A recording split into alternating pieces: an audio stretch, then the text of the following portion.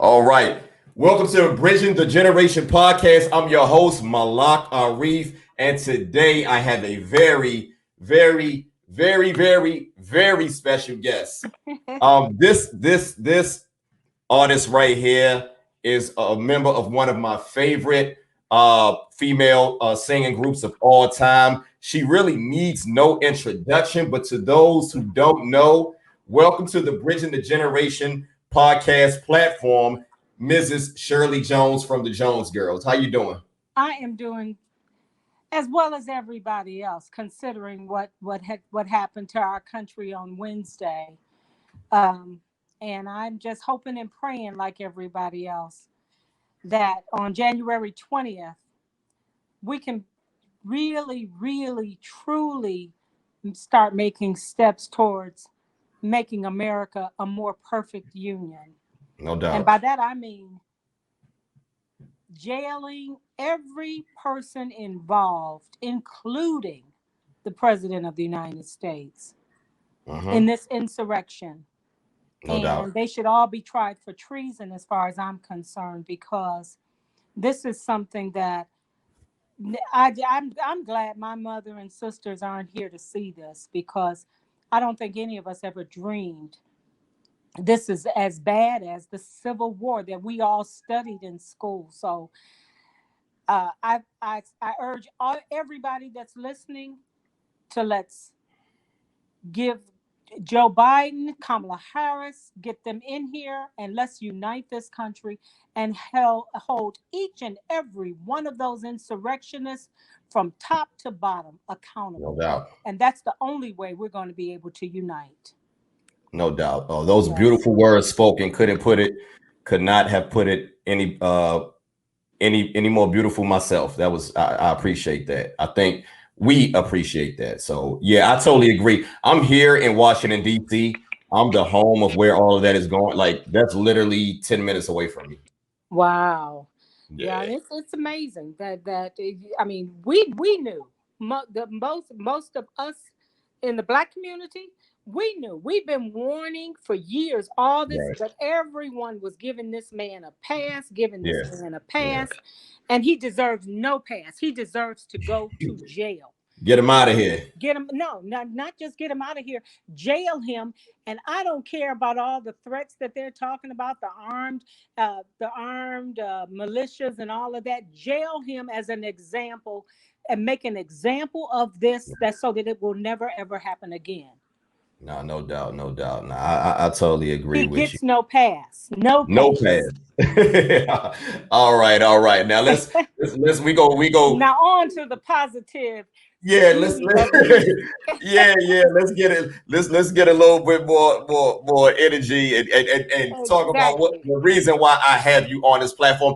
I appreciate those words though, because we need to hear that. I have no problem, politicking about those type of issues. And you're right.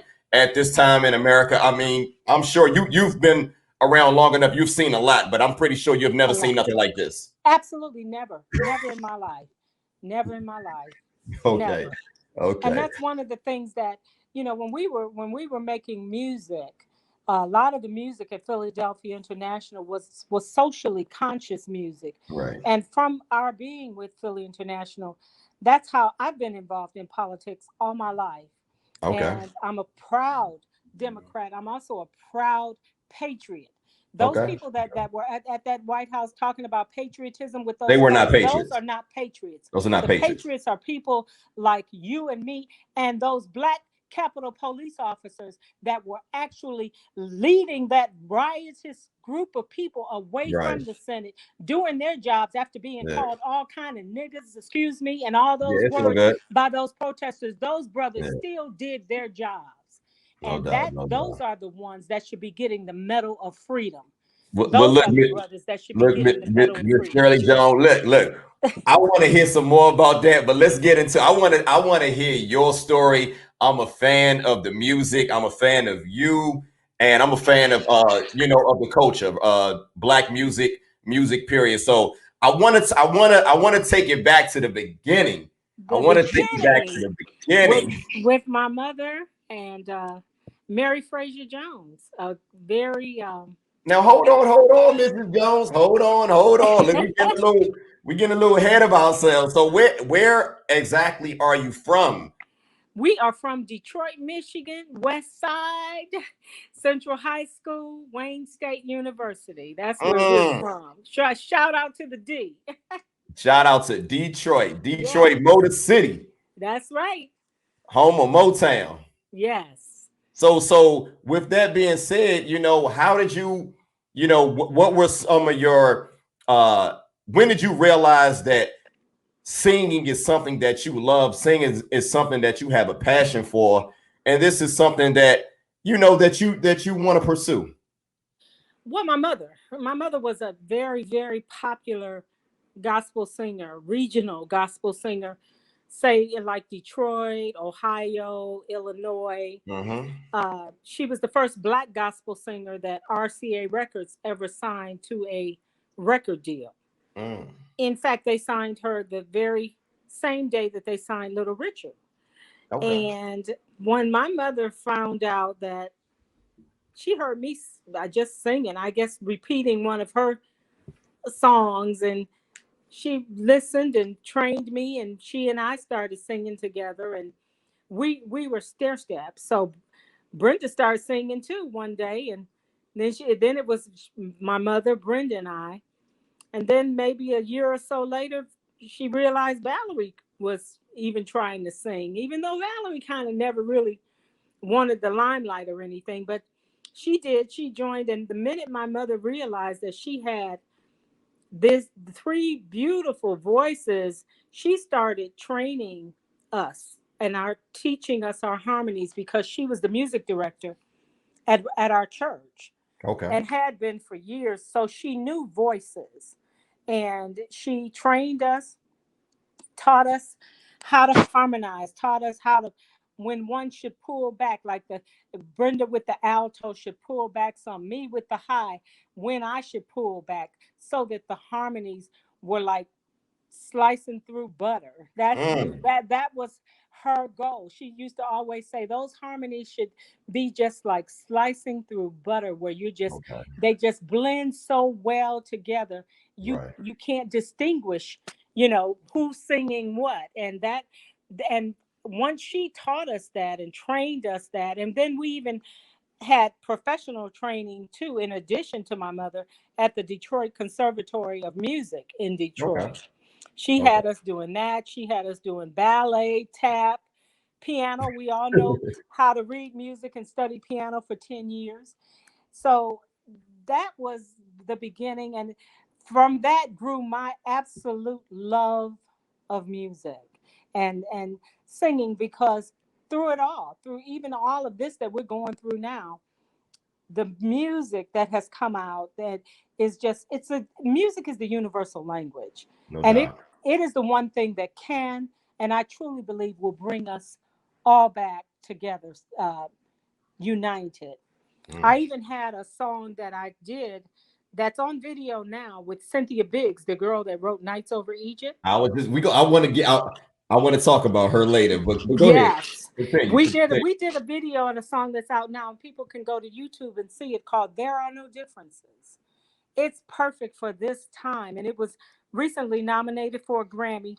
The first, second, and third round. It didn't. We were up against what's her name, the young girl, a lot of the more popular, Taylor Swift. Taylor Swift. So I mean, but we made it through the first, second, and third round of the Grammy. So it was nominated for a Grammy. That particular Okay. video, There Are No Differences.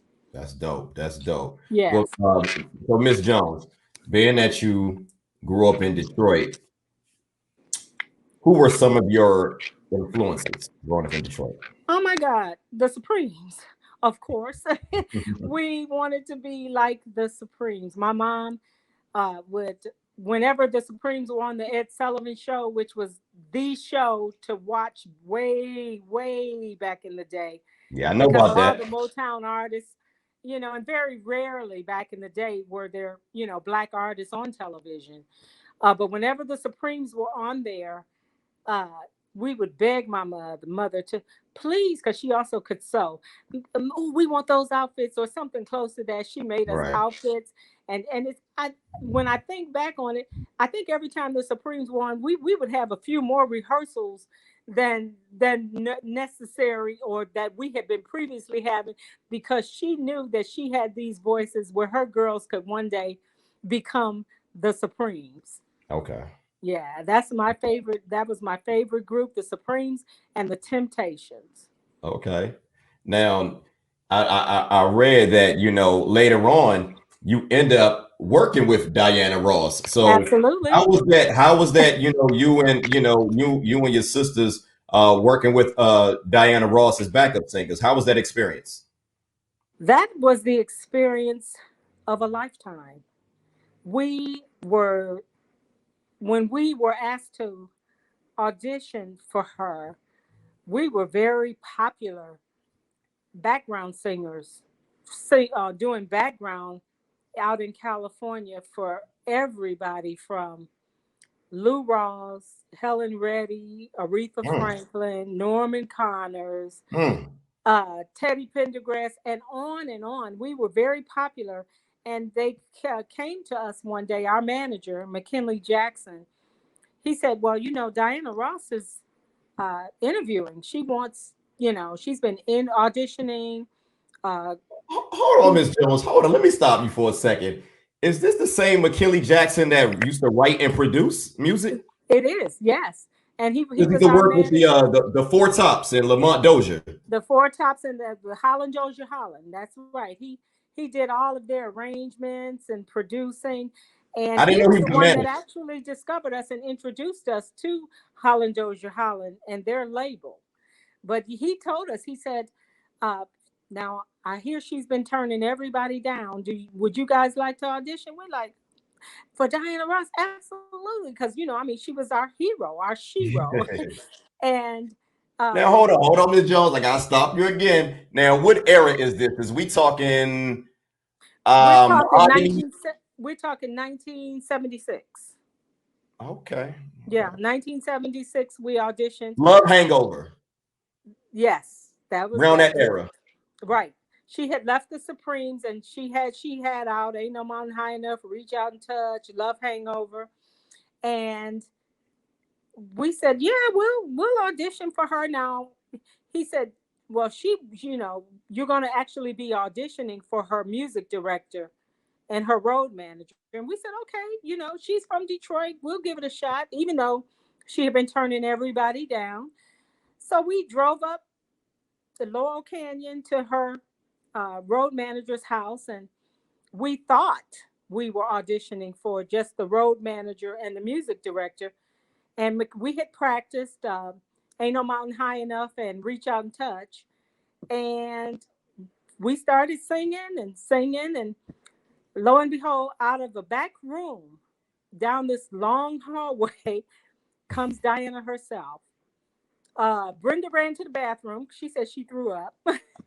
Valerie and I just stood there with our mouths absolutely wide open. She had Diana Ross. She had a glow around her. She absolutely did. She was my shero, and the only words out of her mouth was, "You girls are terrific. Can you get passports? We're going to London." And we're like, "Passports, London?" I mean, the furthest we had ever went was Detroit to California. So, and we said, "Hey, yeah, we can get it." Yeah, And we yeah. worked with her from 1976 to 1979. And she was responsible for us getting with Gamble and Huff. Okay, and so that's gonna. I want to take it back a little bit because we skipped over this. Now, earlier before you guys was working with Diana Ross, you had a couple of singles out. You had My Own Special Way, Come Back, If You Don't Love Me No More. Yes. Now, I listened to those songs a while back, and I'm trying to figure out like how come none of those songs hit? What was some of the uh um what were some of the challenges to as far as getting signed? Were you guys trying to get signed? Was the singles that I just mentioned, those were from between 1974 and 1971 and 1974, I believe. Yeah, So that well, we actually had a record deal with we were with Holland Dozier Holland's that's what I music was just about to merchant ask. label. And then after Holland Dozier Holland's music merchant label, we went to Curtis Mayfield. We Curtis, went to Curtom, Curtis. and I Hold think a on, Miss lot of Jones. people I gotta stop you again. Hold up, because you throwing a curveball at me. Hold on. So Holland, I remember Holland Dozier Holland had Hot Wax. right. But we were on Music Merchant. That was also one of their labels. I don't know about that one. Yeah, that the Music Merchant label was Because um, Honeycomb was on Hot Wax. right. And we did some background on a couple of the Honeycomb records, actually Mm. doing the harmonies, uh, in addition to the girls doing the harmonies, and but we were on their Music Merchant label, which was a fairly new extension of Hot Wax, because we also did background on some Free to Pain stuff too, um, and so they were, because we were young. I mean, I was only 15, 16 years old, Okay. and I think because we were young, they at that time they really were not really thinking about spending a whole lot of money. Yeah, they threw the records out, and then a couple of them were local hits. And but once our contract was up, Curtis Mayfield had heard about us, and he offered us a deal, and we had several more regional Right. hits with on his label. I know you guys recorded on Linda Clifford's album. Yes. Oh, Runaway Love and Right. that whole album. Yes. Okay. Okay. Yeah. And also around that time, and this is my question I want to ask you, Mr. Jones, because I Mhm. have this particular record.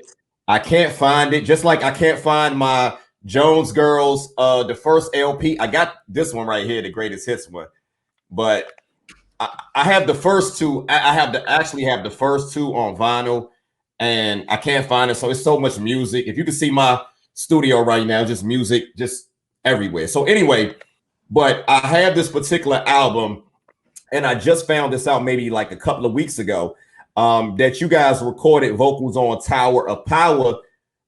We Came to Play album. Yes. But what song is that? Because I can't find it in the credits. Now I I'll can't. have to. I can't even remember. You know, I'm the one that has a memory that's I can't remember Like an all elephant. of the ones that we did. I would Yeah. have to call McKinley Jackson. We're still friends. I'll call him and find out, and I will let you know which one it was on Tower of Power. Okay. No doubt. No Yeah. doubt. No doubt. So, so here we are. You know, you guys are recording with Diana Ross. You're traveling all over the country. Now, were there other labels that were offering you recording contracts before you initially signed with Gamble and Huff? Oh Talk about yeah. Motown, they wanted us, but you know, at that time, I believe Diana was on the outs with Motown, and she told us after that first tour, the European tour, she said to us, "You girls are too good to be singing background behind me or anyone else for too long." that. She did not want us to go to Motown. She said, "But what I'm going to do for you, you know, I change clothes 4 or 5 times in my show. I want you to find a song to sing, and while I'm changing clothes, I'm gonna give you your own spot and introduce you to the world." And that's exactly what she did. That's And that's dope. how we got with Gamble and Huff. Okay, so hold on. Now you just said that like it was just like it just happened like that. Now she introduced you guys, but how did Gambling Hub did he actually come to a show? Did Mr. Yes, Gamble and Mr. Leon Huff they came to a show, and how did that work? yes. We were at the Schubert Theater with her, and the song we had chose was "If I Ever Lose This Heaven." That was a big Average Quincy White Jones. Band That's right. Well, it's Quincy with Jones Quincy had it. Jones. Quincy Jones Right. did it Quincy first. Jones had that out. It was Yeah, huge back in the day. yeah. And that's the song that we chose to show our individual talent as well as the harmonies.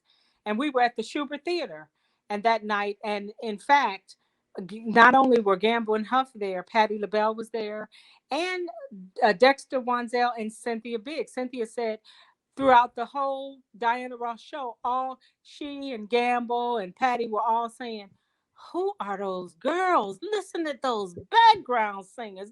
Those girls are the jam." Yeah. And they all came backstage Yeah. afterwards and they were like, "You guys, oh, you are fantastic." Okay. And that's when Gamble and Huff said, they asked us, were we with anyone? And they said no. And they said, well, we would love to work with you all. And McKinley immediately, once we left and went back to LA, we immediately got attorneys, and within 3 or 4 months, they were flying us into Philadelphia to do that first Jones Girls album. Okay. Okay. Yeah. Because at that time, I don't know if a lot of people who know this, they did not have a female vocal group because the 3 Degrees were already gone. They were gone, exactly. And we didn't know that the 3 Degrees weren't there, and that they were actually looking for a group to replace them Okay. on their roster, because they were so hot. Philly was the joint. Because Teddy was rocking the OJs, Billy Paul, Lou On Rawls. fire. Oh, Yeah. everybody, they at McFadden and Whitehead, Yeah. Yeah. but they didn't have uh, a female group. Right. So we were, I mean, just to know that we were going to be on that label, Philly International, was a dream come true for Right. us. Okay. So that now here you guys are from Detroit, but you guys been traveling all over the country, all over the world. Yes. And what was it like when you guys first actually walked into 305 Broad Street, or 212 North Street, in Sigma Sound Studio? Sigma Sound at What was that 309. experience like, knowing all of the hits Oh yeah. that came out of these buildings? What was that like?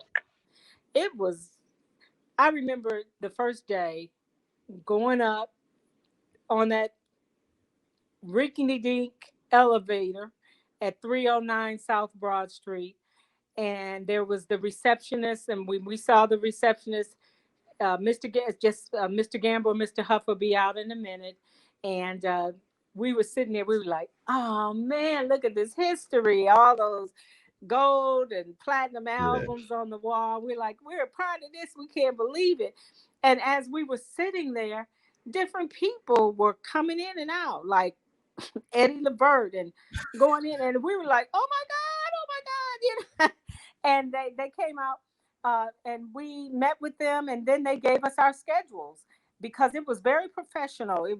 They gave us the schedule of which producers we would be meeting with, Yeah. uh, and each producer had like little classrooms where they all had a piano, they all had a tape recorder, and they presented their songs to us.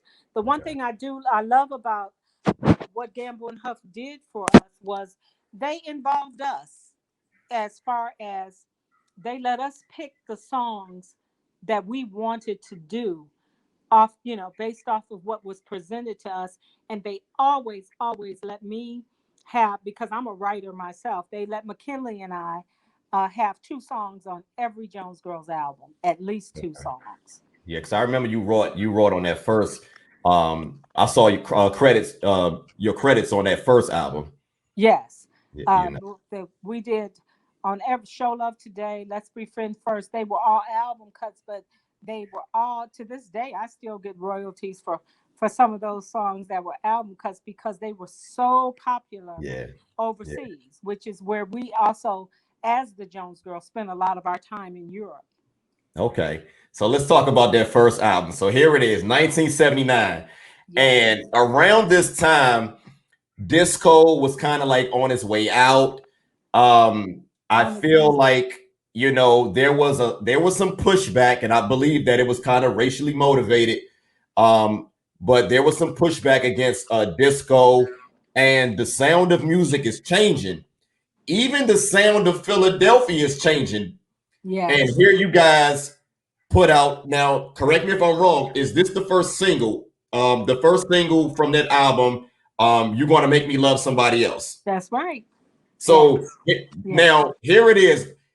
Gamble and Huff have never put out a song. No artist from Philadelphia International Records. If you listen to that particular song and the drum patterns and the arrangement, it And that sounds, bass line, the and bass that line. bass line is Yes. that Anthony Jackson? That's Jimmy Williams. He just Jimmy Williams. passed a month ago. Jimmy Oh man, I'm Williams was sorry the to hear bass that. player, yes, on all of that. And he was the OJ's bass player on all of their live Live performances. shows, yeah, That was yeah. Jimmy. I Yes. know about Jimmy Williams. So yeah, sorry to hear that. Um, Yeah. so here we go. So you guys Gambling Huff, they you got they put this song together. And one thing that always stood out to me about Kenneth Gamble and Leon Huff, they were always able to write beautiful songs from a woman's perspective. So I Yep. noticed this is interesting because you don't hear that nowadays. So you alluded earlier about them allowing you guys to pick your songs songs that writers wrote for you guys. Hmm. How did you guys feel as far as did you guys ever have like input as far as like the songwriting? Like maybe you guys maybe not writing the song, but did Gamble and Huff ever let you guys say maybe we should do it like that, or Oh, of course. And it's little known. Most, if not all of the background parts on all of our songs we created. They did not write the background parts for us. They let us create the backgrounds because during okay, that time, backgrounds were they made the songs, no doubt. and I think that's why we were so popular as far as other people wanting us to do background because they knew we were going to create the right background, and those were some of the best memories even now with both of my sisters being, having made their transition. The best memories I have, the fun times were when we would be in those hotels, just the three of us laughing, talking, and creating the Beautiful. backgrounds for either someone else like a Teddy or Lou Rawls, and or creating background for us. It was that those are some of the memories that are most precious to me now. Now during the time you guys were recording in Philadelphia, were you guys living in Philadelphia? And they would get us apartments and we would stay there for 3 months from beginning to end of the including the photo sessions and everything. So we would have apartments at the Warwick Hotel up on that top floor. The Warwick is still there. Still They there. would get it because they knew we were going to be there for a long time, and they knew all of us like to cook. So they would get us our own apartments right up there on that top floor, Okay. and we would be there for about 3 months from beginning to end, and that was every year for each album. Okay, so that first album is almost like a greatest hits album because from beginning to end, it's that's why I'm mad that I don't have it to show you, but what I want to talk about is who can I run to, that song right there, My you favorite know, Jones Girl song. Everybody and that and knows me knows that's my favorite Jones Girl song. why was that song not released as a single? What was the B side of "You're Gonna Make Me Love Somebody Else"? So it still sold several million records. That Okay, back in the day they had an A and B side, right, I and know about that that. is the question because so many people at Philly International wanted Gamble and Huff not to put that on the B side, but to release that as a single. That's what I But mean. yeah, it didn't. But the group Escape brought so much attention to that record when they did it, and that was great too for us because that was 1995, and 95, yeah. it brought a lot of attention back to us, and even to this day, so many people, a lot of people did not know that we actually did it, but now they do, and it's starting. And now I'm getting so many young fans that have listened to our version because they've heard it, here on the different platforms, and they're like, "We didn't even know you did it, but God, my God, I love you guys' version as much as, if not more so than Escape's version." Yeah, I love Escape. Did Escape ever reach out to you guys and They did. did They did. And the girls, they asked me what did I think of the song, and they told me, "Oh, we don't think we did it justice." I'm like, "You girls sold millions of copies. You did an excellent job. You did a great job." And when they did their unsung, they gave us a nice plug that we did it first, and even played a little bit of our version and showed the album cover. So okay. yes, they did.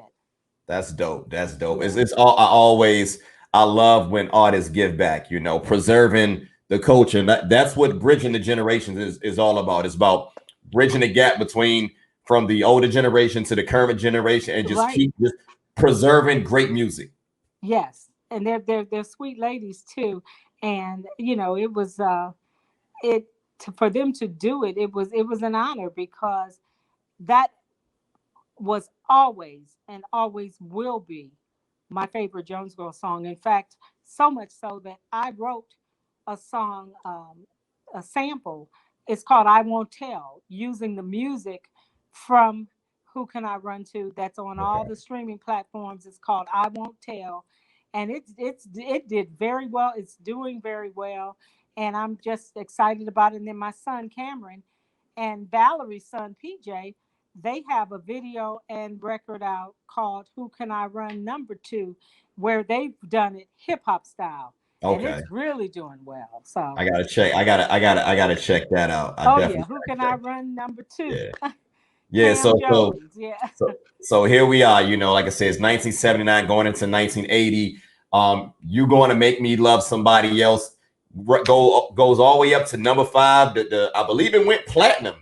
Yes. I believe that went platinum. And if I'm not mistaken, that was Philadelphia International's first platinum record. I could be Yeah. wrong. No, they had a couple of other ones, but it was up there with those. I think the OJ's had one. No, no, I apologize. The first platinum record by a female artist. Right.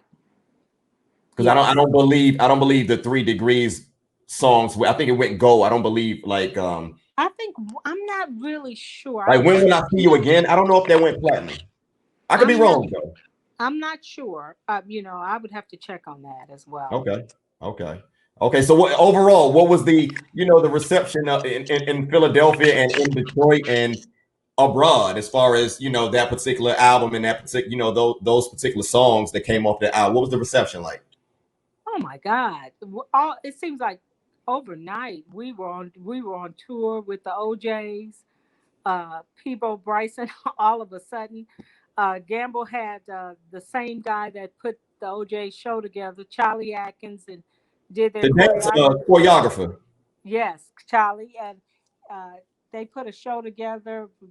We got buses, and we were on the road with the OJ's for like 8 months, and Wow. that in itself was just such an experience because the OJ's were like my favorite group at Yeah. that time. And Yeah. to actually Eddie and Walter and I, like today, even today, we're like, they're like my big brothers because they taught us so much about entertaining. Because after we were nervous and scared, even though we had done some shows Yeah. before earlier on in our careers. There's nothing like main big stages, big concerts, because the OJ's were huge. And after we would open up, they would set 3 chairs on the side of the stage so that we could watch them work. And my God, did we learn a lot from watching them work. Right. Right. Eddie would always say, "Watch me work, girls," and and we did. We watched and we Right. duplicated, and our shows became just as fabulous as theirs because they really taught Brenda and I, especially, how to interact with each other on stage, like Walter and Eddie did. Now, when I think of the Jones Girl, was it by design as far as you guys not really having like a lead singer? Because it seemed like, now who was really like the lead singer in the Jones Girl? Because I what Me. I'm singing on lead on You're Gonna Make Me Love Somebody Else. Who Can I Run To? I Just Love the Man. I'm at Your Mercy. I'm embarrassed. I'm Dance embarrassed. Turn to Romance. I'm And embarrassed one right now one because you song. guys' voices, you do so, like one thing about like a lot of your songs, you do a lot of harmony. We do a lot of harmonies, and Nights Over Egypt was the one song that we deliberately, Dexter Wanzel and Cynthia Biggs, that song we deliberately did not want a lead voice. We wanted the harmonies and the unisons to blend so well together that they were the lead voice. Okay. And that's the one song that we did that on. And of course, Nights Over Egypt is the song today that is just massive for us all Massive. over the world. Yeah. Yeah. So you guys have a lot of you guys have some a lot of songs that are sampled very, heavily. I know Jay-Z sampled You're gonna make me love you somebody gonna make me else. love somebody else on his volume 1 project. Right. And so what do you think about that as far as artists sampling you guys' music? And do you feel like these guys are preserving you guys' legacy? Do they give homage? Do you feel like what's your Absolutely. take on that? Absolutely. And I'm very proud of my son, Cameron, and PJ, who's an excellent beat. I call him the beat master Right. because he created the beats for my son and PJ. They are now redoing all of the Jones Girl songs, That's paying dope. homage to us. The first one is Who Can I Run number 2. And I just did a step out. I call it Step Out and Harmonies on their latest one, which is called Nights Over Champagne, which Okay. is a sample of Nights Over Egypt. And it is also on Yeah. all of the streaming platforms and doing very well. That one was just released several weeks ago and it's doing extremely well. And Yeah. we haven't even done the video to it yet. We're going to be doing that as soon as this pandemic, this pandemic has just It's crazy. slowed so much stuff down as Yeah. far as a video for my latest record and the new one, Nights Over Champagne. Okay, so look, I want to go back to this Nights Over Egypt. I can't move on from that song because that song and that bass line, doom, doom, doom, doom, Yes. like that particular song right there. Did you guys realize like that song was going to be a classic? Like, We did not. The only one that did was Valerie, because Valerie actually wanted it to be the first single off of okay, that Get As Much Love As You Can album. And boy, if we had listened to her, that album would have been probably triple platinum. Uh, right, but we had 2 other singles first off of the Get As Much Love As You Can album before Nights Over Egypt was released. right, But Nights Over Egypt, the Quiet Storm format ate that up, and that became, you know, the song. I mean, that even now, so many people that are using it, and Fat Joe uses it as his intro. Dion Cole. I mean, what is his name? Anderson Paak said that that's one of his favorite songs, and that has brought a whole new young generation yeah, to yeah, inquire. They've been Googling us. People have been emailing me, and on Instagram, I'm getting all these young fans, mainly from Nights Over Egypt. They just absolutely love that song. And I tell people all the time when they ask me, well, how did you all feel about doing that song? I said, we actually did not think that that was the song for us, but mm, we wanted purposely for that song to, when it came on and when people listened to it, we wanted it to be a song that they would want to hear it again and again and right, again, because it's like ethereal. It just takes you away from everything and no just doubt. it just makes you feel good. Right. Well, look, now this is a segment of the Bridging the Generation podcast where I throw out 3 different names. And being that I'm a huge Philadelphia International Records fan, I'm a huge Jones Girl fan, I'm a huge Shirley Jones fan. Tell me a little bit about these 3 artists or these 3 people. Give the fans a little bit of, some great memories of these names. I'm gonna throw them out. You ready? Uh-huh. First name, Dexter Wansel. Oh my God. My friend, he's a genius. Dexter is an absolute musical genius. Uh, before we even met him and was working with him, that Life on Mars album of his, um, you know, One of what the can you best say? jazz fusion albums ever. Yes, yes, His it is. his keyboard play and the things he do with the clavinets and all that different. And, and he plays most of those instruments himself, He's and that's amazing. my buddy. And I just say he's a musical genius. Dexter Wansel, I need to talk to you, Dexter Wansel. I Uh, hope you see this because I'm looking for that interview. I'm a huge fan. oh Huge. well, I will definitely connect you guys because we're friends to this day. So Thank you I'll so much. definitely hook you up. I would greatly appreciate it. So here he is. I'm gonna keep moving. We on number 2. Cynthia Biggs.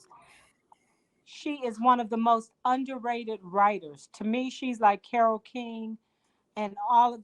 She's just underrated because Cynthia not only wrote Nights Over Egypt for us, but she wrote If Only You Knew for for Patti LaBelle. If Only You Knew. Mm, Love TKO for Teddy Pendergrass. mhm. Um, We're Melody for us.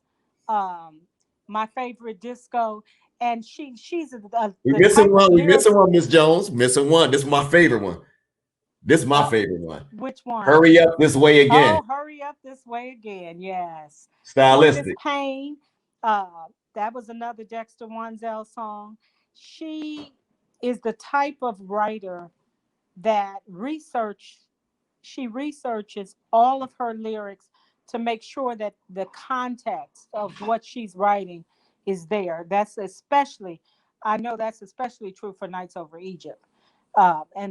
She wanted to make sure she was using the correct language and from those times, Right. and she tells us about that. So the one thing I can say, she's one of the most underrated writers in music history to I me. totally agree. I love the partnership. Dexter and her together. It's Yes, it's it's. I think them two together is one of the most underrated tandems, songwriting tandems, and partnerships in music history. absolutely, yes. So I noticed, like, okay, so Gamble and Huff wrote a lot. They wrote. It seemed like they wrote their hits, but the bulk of you guys' music was written by Dexter Wansel and Cynthia Biggs. So as I noticed, and you lived through this era, and me being a fan, I'm gonna shoot it from the hip. Things were kind of changing. Music was changing. What was it like working with Mr. Gamble and Mr. Huff? Like, do you feel like the load of being label heads and writing and producing? Because I don't believe we have ever seen anything like that before or since. I don't think Gamble and Huff really get their credit because there has never been a time where you have the record label, the guys who run the record label, they write the hits and they produce the hits for the marquee artists. And Right. do you feel like that, it finally caught up to Mr. Gamble and Mr. Huff? I always wanted to ask that question. I'm sorry. Have you ever They asked that question before? Well, no, but them as a unit, Huff playing the piano was perfect, and then Yeah. Gamble, he's another. Well, of course, his lyrics. He was the lyricist in that team. Huff was the And music there's guy. one song that I think people should listen to that they did that is for us, that is one of my personal favorites, and that's At Peace with Woman. I love That that. At Peace with Woman On album, album, that album. Gamble took lyrics from MFSB had a song on their album called Old San Juan, which is the music that he used, and he came to us and he said, listen to this song, listen to this music. And he said, I think I want to write some lyrics to that. And when he came back and presented those lyrics, even now today in Europe, that song, that's one of the songs, it's like a standard song I have to Yeah. do when I'm performing over there. And even here, people that's that album that we I are love that the album underneath. cover is so beautiful with you Yes, guys wearing yes, the Egyptian garments, yes, the Arabian garments or what have. I love that yes. album cover. And the lyrics, there won't be peace on earth till man's at peace with woman. I mean, uh, Yeah, what beauty, yeah, what yeah. beauty. And it's Gamble and so Huff true. fans, and I don't think, again, I don't think people understand how special, you talk about it before I go. Cause I got, I still haven't, I got one more name, but I want you to touch on how special were Gamble and Huff, what made them so special? I think they were special because not only were the lyrics and the music so interwoven, but the lyrics were, most of it was about socially conscious uh, things that were going on in society. And, put your hands together and let us pray, all those different songs for the OJs, for us, they were so beautiful, uh, that inspirational. That's the word for them. Gamble and Huff were so inspirational with their lyrics, and it was just such a joy working with them. And even on my solo project, when I had the opportunity to write one of the songs she knew about me with Gamble and Huff, that was a pleasure for me. All So right, let's slow down, Miss Jones. I said I want to keep you here all night, but I want to get to that. I want to get to that. But that Peace with Woman, I want to talk about that Peace with Woman album. But before I do that, I got one more name. I told you I only gave you two, so I got one more. one more. I was And getting ready to and say there's a third one somewhere. yeah. And being that I'm a huge diehard Philadelphia International Records fan, I really don't feel there's a lot of information on this gentleman. And I don't know if you have worked with him or maybe seen him around in the office, but Norman Harris. I did not. I did not see Norman. I know him. I know, we knew him, but I didn't see Norman a lot around the office, because Norman, the musicians would usually record separately from us, so the tracks were already done. But Okay. he was a huge influence over there at Philly International. Okay. You Yeah. know what? It just dawned on me. It just dawned on me. I forgot that Baker, Harris, and Young, they left before you guys got there.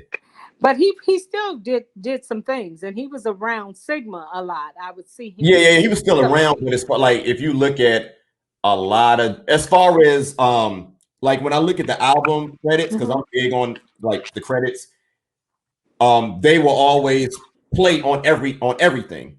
And then I Right. start seeing Michael Sugar Bear Foreman, and I start seeing you just Jimmy Wood. exactly Jimmy Right. Williams, and I start seeing other Charles Collins Right. replace Earl Young. So, Right.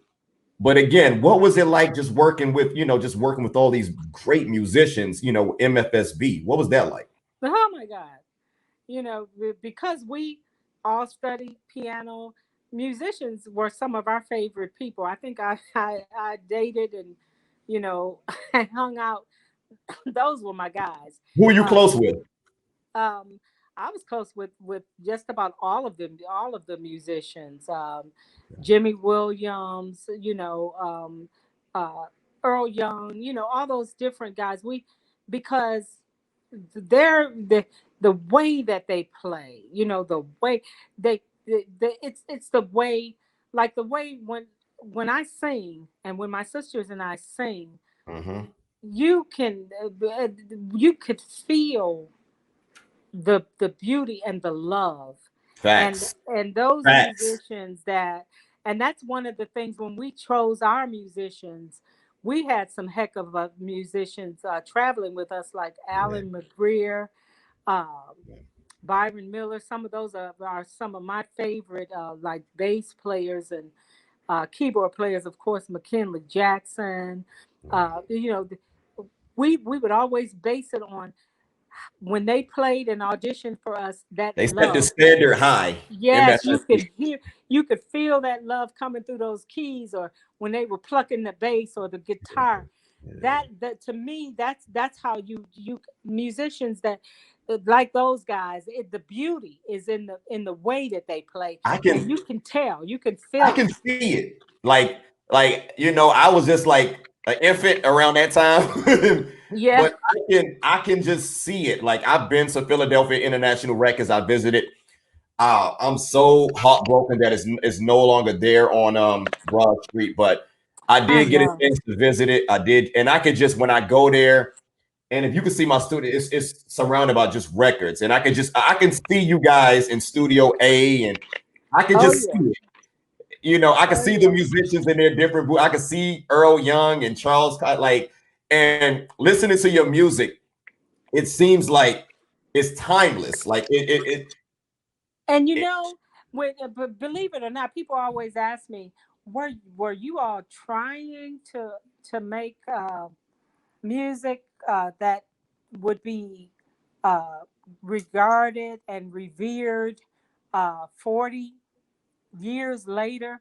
And I'm like, we weren't even thinking about that. All we were thinking about was performing and putting on wax love, interpreting the songs the way we saw it, which was always about love. And to me, when you put that kind of effort into your craft, it can't help but be timeless. yeah, yeah. Because I we weren't doing it for the money. We were doing it for the love that was expressed through it. How did you guys stay grounded, just knowing that like man, we're with Philadelphia International. How did you guys like that? Like Philadelphia International was only second to like Motown. Exactly. How did you guys stay grounded? We stay grounded because we're from Detroit. Hey, Detroit. Hey, my girlfriends and my friends and our friends in Detroit and our family members, they wasn't gonna Yeah, let us. What girl? You from the west side of Detroit? You better go somewhere. I don't care nothing yeah, about no gold, platinum records. And and that's one thing my friends say to me now. You're still and always have been just Shirley, because one thing my mother always told us: you're no better than yeah, anybody. Just because God blessed you with a voice, just remember it can be taken away from you. So you don't think that because you have this blessing of in your voice, you're no better than no one, and you're no worse. We are all the same. And I've taken that with me throughout my life. So I appreciate people that love the music, because that just tells me that when I'm performing behind that microphone, yeah. putting that love in there, that they're hearing it, they're feeling it, and that's what's the important thing to me. Mm, okay, okay. So the second album, you guys have the song, and I'm not going to stay too long on every single project, but I gotta give reverence to this particular song because it's another one of my favorites. Kenny Gamble and Leon Huff. I just love that man. When it was Oh a top yeah. 10, it was a Yeah. top 10 song, and we don't have songs like that anymore. Like, do you feel like that is something that we need as far as like, like I feel like those guys wrote songs that spoke from a place of love and a place of sincerity, and you Yeah. guys were able to they were able to write songs for you guys that came from a woman's perspective, but it was genuine. And how being that you guys were you guys are singing the songs, how did you feel about that, knowing that these guys are giving you top product and Oh, you guys are bringing it with the voices? well, what happened with that particular song? The song was actually finished without the talking part was not there. And Kenny kept saying, You Who's know, talking? Is that who is that talking? Brenda and Valerie and me, they were talking to me about an actual experience I was going through with a guy. And Kenny happened, he had just said, You a beautiful girl. Kenny had just said, the song is something missing. There's something missing. We didn't know. We were still in the studio. And he said, hold on a minute, girls. Just hold on a minute. So we were in the studio. We didn't know that he was actually listening to our conversation that we were having in the studio. He was in the control booth, and they were telling me, you need to leave him. You need to just stop taking all this stuff off of him. And as Kenny said, that's what we need. That's what we need right there. And we like, what? And I'm like, what? Them telling me off about my man? And then Kenny said, exactly. That's what. And so that's how the talking part came on there, from him actually listening to them telling me how Yeah. they felt about a particular relationship I was going through. Where's that sucker at now? We're the best of friends. No comment, no comment. I'm not trying to start anything. No, we're the best of friends. That's cool. That's cool. So look, you guys did you guys released, you did 3 projects, and then you jumped over to RCA. Yes.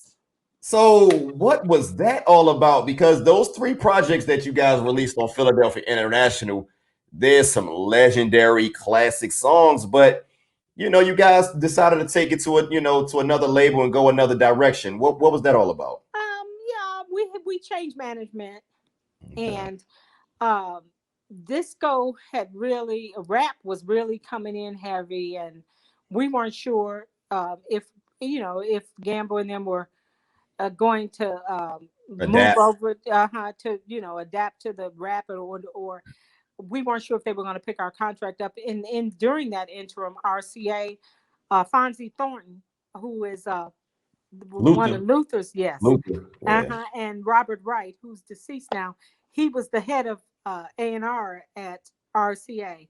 They offered us a record deal, and we decided to, just go for it and try. The songs on there, On Target, To Win You Back, those were some really good songs. Yeah. But at that same time, or shortly thereafter, Right. Gamble and them released Keep It Coming, which was Kenny Burke, and Rising to the Top, Kenny Burke. Yes. And Yeah. that album, the Keep It Coming album, actually did better than the On Target album. So all 4 albums from Philly International have really classics. But what Yeah. I have, a lot of people tell me that they really liked the On Target, even though it was not um, as popular uh, Yeah. the Philadelphia songs. There's still some good songs on there. Mhm. Yeah, it was some quality. It was some quality material. Yeah, I but a different, completely different direction, yeah. and not the funk Right. that we had with Gamble and Huff. Yeah. Yeah. It was kind of like how the what was the other girl group that was really big and they kind of changed their sound too. They out of Oakland. You guys probably The toured. Pointer Sisters. There you go. Yeah, the Pointer You know Sisters. how they went kind of like with the new wave sound. You guys didn't go that direction, but you got your sound changed a little bit when It you changed quite a yeah. bit. Yes. So the Keep It Coming album, I always wanted to ask you this. Now, was the Keep It Coming album, was that material recorded around the same time as the other 3 projects, or that was fresh? No, that material was recorded during, let's say, like when we were recording the At Peace with Woman, Mhm. and they were, it was like those songs were put into the can. Okay. So it was recorded much prior to On Target. Okay. And then they decided to release that um, right after RCA released On Target. Yeah, I, I I get ain't mad at them though, because hey, we were singing on all of them, but yeah, yeah. it did set up a little competition, which kept that album from doing as well. Okay. Okay. So look, so now you go ahead and drop the Keep It Coming album, but then you decide to go solo. So You know, what was that about? You know, like, you know, as far as, you know, whose decision was that? A group decision? Was that Philadelphia International Records? Because you were still signed to Philadelphia International Records when you went ahead and did your solo album. So, you know, Well, I how were, wasn't. No, we had left. The Jones Girls had left Philly International, and my sisters did not want to sing. don't say, but you were on Philadelphia International. Yes, and after Well, Brenda you got released married, that album on Philadelphia International. Let me right? correct. Brenda got married and moved to Atlanta. Valerie went back to Detroit and was with my mom, and we decided to take a break because we started out 10, 11 years old Right. professionally doing Right. background. They were just kind of tired of it, and Burnt out. yeah, and we had broken up as a group. And what I did was I was sitting in my condo one night, and Gamble called me and asked me, if I would be interested in doing a solo project. And I'm like, absolutely, yes. I'm sitting here now trying to decide what direction, what am I going to do? But I knew that I wanted to sing, Right. and so we went. They flew me in, and I was there for another 3 months in my apartment, and Yeah. Gamble and I together, the whole concept, we had the I wanted a fast side and a slow side. And on that slow side was, of course, my number one record, Do You There we Get go. Enough Love? I love that. Yes. Now that's when that was. Now I was old enough to remember that one. Like that was Yeah. the first time. The other songs I was really young. I didn't remember. You know, but I Right. remember when that came out. Yes, And here in 1986. DC, that song. I know. That Yeah. song was, you couldn't go nowhere without Right. hearing that song. I know it because DC was the place I did several promotional tours in DC, and even when I play DC now, when I sing that song, it's like, oh man, Yeah, that's the joint. Yes, yeah. Bunny That Siegler, he the late great Bunny Siegler. Yes, legend, legend, yes, legend. So that particular song, it goes number one. Shirley absolutely. Jones get a number one, and the Jones girls never got a number one, We but here never you got a are. number one, only because a lot of times you would have Michael Jackson or Yeah. Oh, different people, and they would hold that spot for so long. But Do You Get Enough Love just fought through Anita Baker and yeah. all the other ones and just landed right there and held on for a few weeks too. So that in itself was just such joy for me. Okay. And the Yeah. album, the album went to number 8 on the R&B charts, Yeah. which is really good. Yes. Which is really good. So I love that particular album. You know, how did you feel? You know, as far as about how did you feel about your career at that point and what you accomplished? You know. It was bittersweet because during that time my sisters and I were estranged. Because once the album did as well as it did, uh, they were happy for me, but of course, it was still bittersweet because we had some issues, which is what tore, kind of broke us up. Um, so it was bittersweet, but I was still extremely happy about it. And we did, even after the success of that album, we did get back together in 1993, 92 and 93, and did an album over in Europe, Okay. both a Jones Girls Coming Back Mm, CD and then a solo project for me shortly thereafter, okay. with a label over there, ARP Records, that did huge in Europe, and that's why I spend a lot of time in addition to my traveling now, taking people down memory lane here in the United States. Over Yeah. there, it's I do the same thing Yeah. with not just the Jones Girls, but with the Jones Girls Coming Back in the two albums that we did over there as well. Okay, because after that, so 1986, you dropped that project. It did really well, but you didn't. That was it. You didn't release another solo project, or you didn't record another project in the States until I believe 2007 with Sherelle and Gene Kern.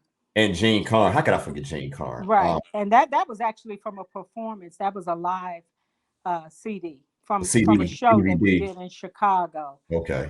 Yeah, but I took that long break because I became a mom in 1988, and my goal then I had just been recently married, and then my son Cameron was born, and I just wanted to be a mom, and Okay. I took a break Okay. from music to make sure that he became grounded and got on his way, No doubt. and then after Valerie passed, and then my mom in 2006, uh, I started feeling like I needed to get back into singing because I knew that was something that both my mom, Valerie, and Brenda and I, we did a couple of things together, but then Who's the oldest between? I don't mean to cut you off, but who's the oldest out of you guys?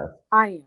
You the oldest. Okay. Yeah, I'm the oldest, and both of them they've transitioned, but Okay. yes, I'm the oldest. But we're Yeah. steps a year apart. It's only a year Okay. difference. Okay. Okay. So, so how important, like you're mentioning, you decide to raise your son. How important do you feel like it is for artists who have children to like balance their family and to prioritize their careers and their family? Well, for me, if there was no choice. I really wanted to spend time with my son. I did not want my son traveling, on the road. I wanted him to have a foundation, Right. which was our home. Even though we took them over there to Europe with us when we recorded that album for ARP in 1992. They were like I think 4 or 5 years old. My son and Valerie's son. Um, but then after that, I just wanted to make sure he got really good, a ground, solid foundation, both in school and in church, so that he would grow up, with a foundation and not a road child. And Right. that was very important to me. And uh, hey, he and Valerie's son, they have made me so proud. They're doing so well with their music, and I'm really proud of them. I checked them out we follow each other on Instagram. They're good people. I like That's the most important thing. They're good citizens and I like what I and hear. strong black men. Strong No black men. doubt. No doubt. So like I said, your Brenda and Valerie, they transition. Hmm. So do you feel like, are you still going to, how important do you feel it is to continue that, the Jones girl legacy, even It's the though, most important thing. It is a drive. The pandemic has just slowed everything down for now. But after Brenda's tragic death in 2017, I became more determined than ever to keep going out there, to keep the legacy and the music, all that beautiful music of love uh, that my sisters and I did, keep it going out there and I and love to and hear give that. the I love to hear shows, that. yes. Yeah. And I love and to hear. soon as this as soon as I'm able to get the shot, I'm getting it so I can get back out there I know and that's right. continue the work that my sisters and I did, which was Okay. hopefully made we hopefully our determination, what we wanted to do was make music Okay. that made people just smile and No feel doubt. good. No doubt. Yes. So what's your favorite Jones Girl album? If you could choose one Jones Girl album, what's your The favorite? favorite album, of course, is the very first one, The First one. Jones Girls. That's Yeah, my favorite one. Yes. I love that one. I love all of them, but that's my baby right there. Yeah, that's I'll mine probably too. after this interview, I'm gonna go there and listen to it probably for like the 20th time. Mine too. So what's your take on with current R&B? It sounds a lot different what from what a lot of us who've grown up listening to traditional rhythm and blues sounds like. I know all things change and what they call evolution, but some people like it, some people don't. What's your take on it? I do. I like it. A lot of it is. I still don't feel the heartfelt that like the old school. And I find myself, my playlist is full of OJ's and Aretha, Anita Baker, Sade. You know, I'm just You old remember school. you Even though remember I when do this you I remember when do this came out? oh yeah, I remember that. Oh Teddy P. Yeah. Yeah. What's one of your greatest memories of Teddy? Well, we worked with Teddy. And a lot of people don't know Teddy and I dated for a year. So one of my best memories of him, yeah, was he's just a he was a sweetheart. I really liked Hold him. on, hold on. Yeah, That yeah, had to be yeah. that. So this is around the teddy bear era with when they had the jeans and Close all. close the door, The turn off ladies the only lights. concert. Yes, yeah, No comment. yeah. That that was he was actually a great person, but he had a lot going for him, and super talented, So and just young. yeah, just a nice guy. In fact, I it was funny because a lot of times we would be on the road because we were traveling on the road with him at that time during the tour. And even after we broke up, those was some of the moments where I still had to work, and and he and it was funny because he was like, "Oh no, you still you," and I'm like, "No, we're not. This is strictly business now. I got to go out there, and we got to go out there and open for you, and then that's it. You're not Yeah. coming to back to my hotel room. None of that. Done. That's done.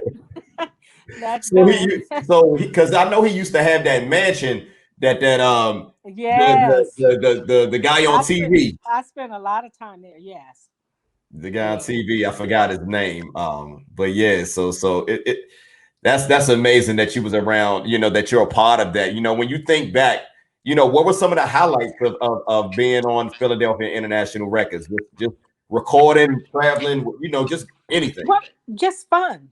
And there was a restaurant across the street called the Fantasy where we would all gather. You could go into the Fantasy on any day and see Dexter Wanzel, Billy Paul, Lou Rawls, Teddy, the Yeah. OJs. You know, Now hold on, real quick. Now this is across the street from from 309 309. Broad, or It was across the street from 309 South Broad Street. Yes, and they tore it down. Oh my goodness, maybe 80. 2010. One of the worst days of my life. No, well, yeah, they tore When the, that could a down, but guy they went in had there. torn the Fantasy down years before that, though, and Oh, they had some of I'm the sorry. best soul food. I thought you was talking about Broad Street. The rest of, I Yeah, mean, they the did. The Fantasy was right across the street from 309. That's where everybody went to kind of gather and eat and have lunch because they had some of the best soul food in the city too at that time. when did they tear that down? They tore that down, I would say, late 90s. Oh, okay. Yeah, they tore that down long before they tore 309 down.